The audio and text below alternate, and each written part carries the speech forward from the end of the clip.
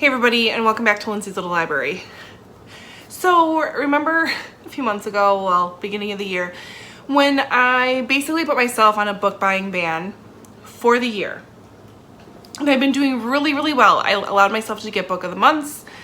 I had a few instances where I had some books were sent to me, but overall I had not been overly shopping for books that I didn't need. Well, we just blew that all up. Blew it up. It's like out of the water. It is in pieces.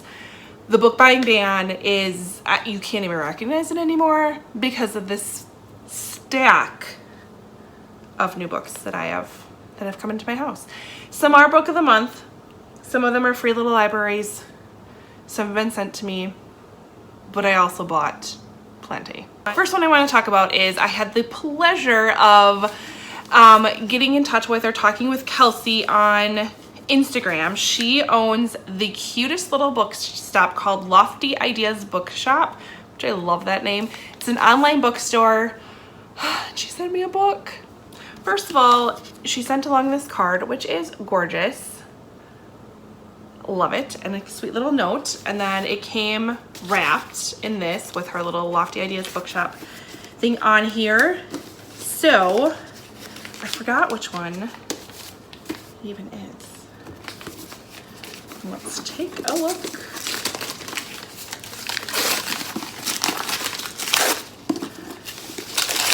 So we have The Vanishing by Jane Ann Krenz, which, first of all, this cover is gorgeous and I'm loving it. So this one is, let's see, decades ago in a small town of Fog Lake, the incident occurred.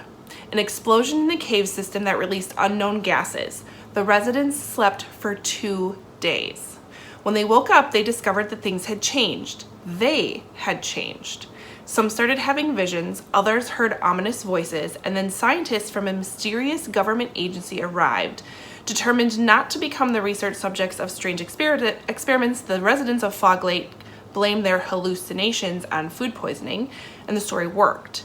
But now it has become apparent that the eerie effects of the incident are showing up in the descendants of Fog Lake. This just sounds fantastic. I love it. So, thank you, Kelsey. You all, I will put the link to her stuff below. Follow her on Instagram. Check out the Lofty Ideas Bookshop. It's super cute, very reasonable priced books, and super fast shipping. I got this in like no time. So I'm very excited. Thank you, Kelsey. I appreciate that. I can't wait to read this. It just sounds fantastic.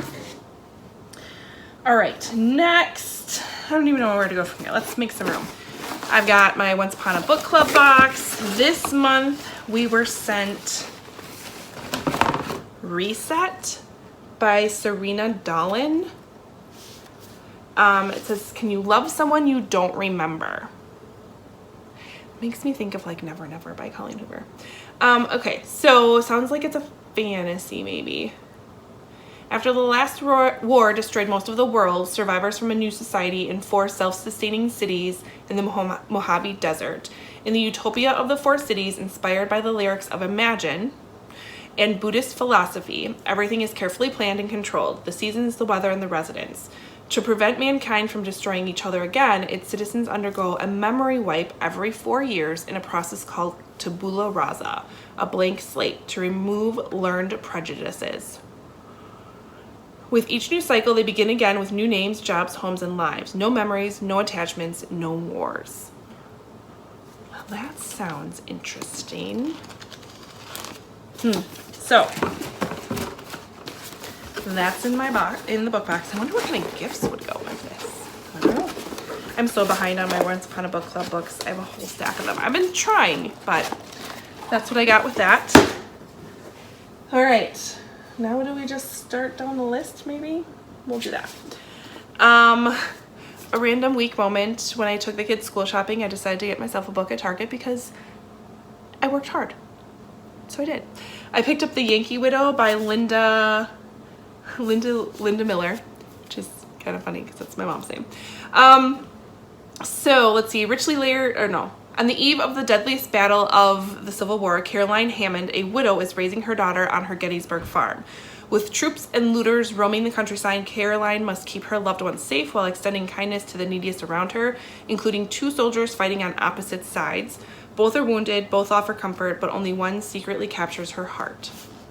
So, Civil War era, which I've been looking for lately. So I picked that up.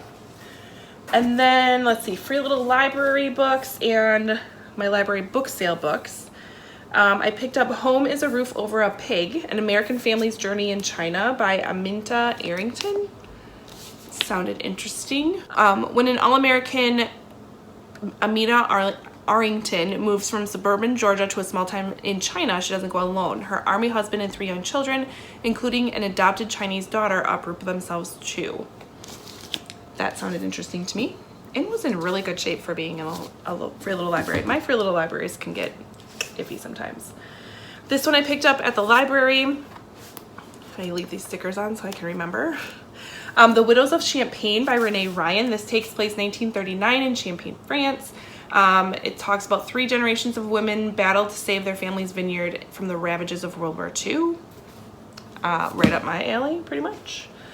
Another one from the library is The Voyage of the Morning Light by Marina Endicott. This one.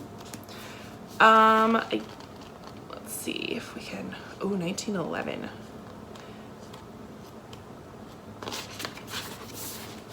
We have Kay and Thea. They're half-sisters, separated in age by almost 20 years, but deeply attached. When their father dies, Thea travels to Nova Scotia for a long-promised marriage to the captain of the Morning Light. But she cannot abandon her orphaned younger sister, so Kay too embarks on a life-changing journey to the other side of the world. At the heart of the book is a crystallizing moment in Micronesia. Thea, still mourning a miscarriage, forms a bond with a young boy from a remote island and takes him on board as her son. Over time, the repercussions of this act force Kay, who considers the boy her brother, to examine her own assumptions, which are increasingly at odds with those of society around her. Sounds interesting. Let's see. I know there's more from the library in here. This one, my aunt thought of me and sent this my way. It's The Boy in the Wooden Box by Leanne Leeson. It is how the impossible became possible on Schindler's List. Leon Leeson loved playing on the Krakow streetcars with his friends and tagging along after his older brothers. Then suddenly German soldiers were there in his country, in his city, in his home. Seemingly overnight, the life he knew vanished. The Third Reich wanted him and every other Jew in Europe dead. The darkest of times can unleash the worst in human nature and also the best. He lived through these times, and this is his story. All right, next one I got from the library is Hell in the Heartland by Jax Miller. It is a true crime novel, murder, meth, in the case of 2 missing girls. Let's see.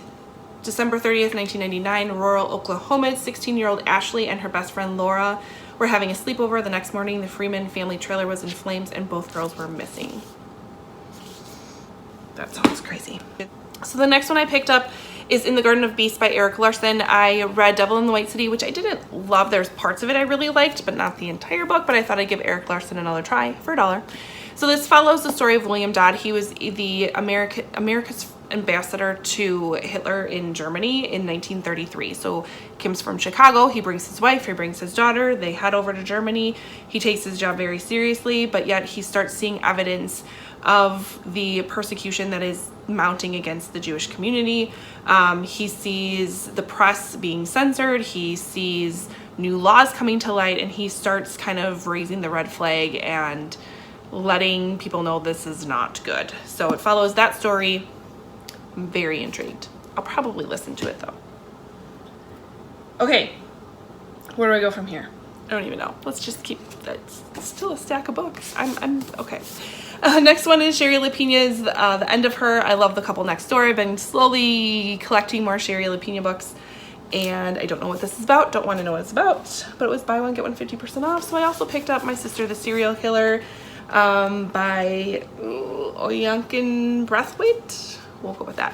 I did a try before you buy it of this one, and I still remember liking that first chapter, so I thought I'd pick these two up on a, whim at Barnes & Noble.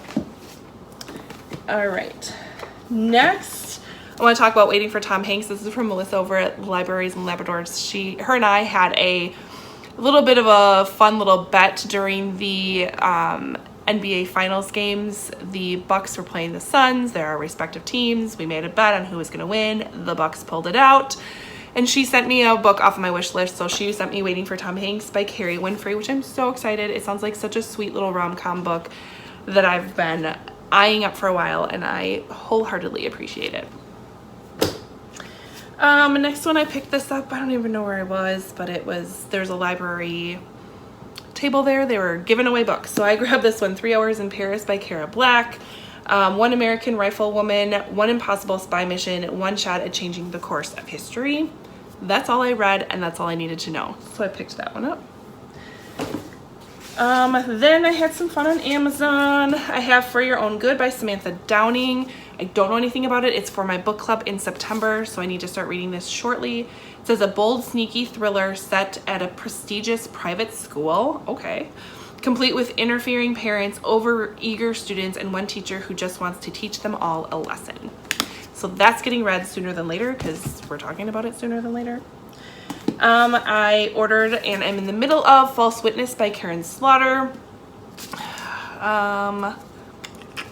Don't want to give too much away. It's Karen Slaughter. Just go into it. It's crazy. It's gritty. It's insane. And I'm not quite halfway.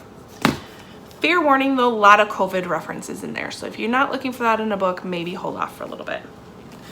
Next one I grabbed is The Book of Accidents by Chuck Wendig. Oh, this sounds so creepy.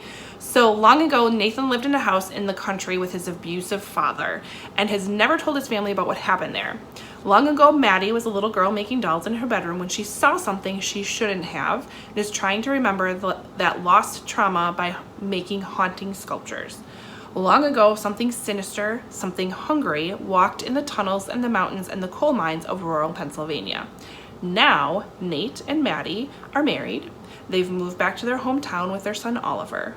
And what happened long ago is happening, and it's happening again to Oliver. He meets a strange boy who becomes his best friend, a boy with secrets of his own and a taste for dark magic. The dark magic puts them in the heart of a battle of good versus evil and a fight for the soul of the family and perhaps of all of the world. But the Graves family has a secret in this battle, their love for one another. It is a big old book, but it sounds delightful. Then I did a little tri-chapter. I just had the video up not that long ago, so you probably know I picked up The Brightlands by John Fram. Friday Night Lights with a twist. So Town of Bentley holds two things dear. It's football and its secrets. When star quarterback Dylan goes missing, fear grips the remote corner of Texas. Dylan's brother Joel, a gay man with secrets of his own, is convinced there's more to the disappearance than meets the eyes, and so does the sheriff's deputy, Starsha Clark. But their search for answers will bring them to the dark truth behind an urban legend whispered about in the locker rooms and bleachers of this all-American town, the Brightlands. Sounds creepy. And then for my historical fiction heart, I picked up Surviving Savannah by Patty Callahan. I'm so excited for this book. It's basically the story of the steamship that sunk in 1838 by Savannah. It was called the ship was called the Pulaski, and kind of talks about what happened there. Beyond excited about that. A couple other books I picked up. The Girl from Widow Hills by Megan Miranda. I've read a couple Megan Miranda books so far, and I really like that. I really like her, but I don't want to know anything about it before I go into this book. Same with Bathhouse. I know, guys, I'm not telling you a whole lot, but Bathhouse by PJ Vernon. Let's see. I'm trying to see if there's just a little snippet I can give you because I don't want to know anything. And I want to say with one of these, I was told not to read the synopsis. So it's Bathhouse. It's a creepy book. We'll go with that. All right, then my book of the month books that I've picked up lately. It's just a few. Again, collecting my Sherry Lapina books. We got Not a Happy Family. In this family, everyone is keeping secrets, even the dead. We've got 56 Days by Catherine Ryan Howard. This basically follows a couple who just met. There's Sierra and Oliver. They meet at a supermarket. They just kind of start a relationship, and then all of a sudden quarantine hits, and they decide to quarantine together. And after 56 days of being locked together, only one of them comes out alive. Right? Next one I picked up is Once There Were Wolves by Charlotte McConaughey. It's a little thin book, and there's a lot in here. So we have two sisters. They go to Scotland to reintroduce 14 gray wolves back into the remote Highlands. She's also there to kind of deal with some bits of her past as well. She's just kind of finally putting her guard down, opening herself up back to love, and a farmer is found dead, and she knows that the people are going to blame her wolves, and it just kind of goes from there. So that sounded interesting. Another book I don't want to know much about, We Were Never Here by Andrea Bartz. A backpacking trip has deadly consequences in this chilling new novel. So that's all I want to know. Survive the Night by Riley Sager. I know that this one follows a college girl as she's looking for a ride. She basically picks up a ride share to get back home, and the person driving the car she thinks is a serial killer. So that one should be fantastic. We have The Other Black Girl by Zakiya Delilah Harris. This one follows our main character, Nella, as she gets a job within the publishing world. She's one of a few African-American employees at this place. And one of the other employees there, I don't know if it's her or if the other one, starts to get some pretty threatening letters and notes basically saying that she's not wanted there, she needs to quit her job, she needs to leave. So a little bit of a mystery around that as far as who's doing that and why. So this sounds very intriguing. As well as the last one, I promise. We Are the Brennans by Tracy Lang. Sounds like a really great family saga. 29-year-old Sunday Brennan wakes up in a Los Angeles hospital, bruised and battered after a drunk driving accident. She swallows her pride and goes home to her family in New York, but it's not easy. She deserted them all and her high school sweetheart 5 years before with little explanation, and they have questions for her. I know Audrey from Chapter and Converse read this and loved it, so I cannot wait to get to that one either because, you know, I'm so short on books to read. I can't believe that I just blew up my book buying ban, but I did. So it just is what it is. It's fine. Everything's fine. It's okay. If you've read any of these and suggest any of them for me to pick up sooner rather than later, comment below. Otherwise, like, subscribe, all that fun stuff, and I will see you next time. Bye.